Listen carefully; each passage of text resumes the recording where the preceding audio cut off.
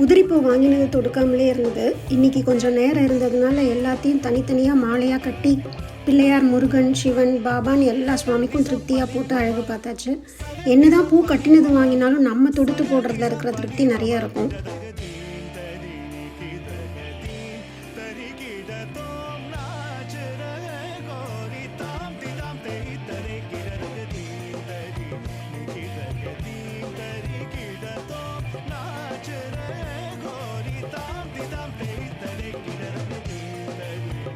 வியாழக்கிழமையாக இருந்ததுனால கொஞ்சம் காராமணியும் பச்சை பயிரும் ஊற வச்சு சுண்டல் பண்ணி பாபாவுக்கும் நைவேத்தியம் பண்ணியாச்சு.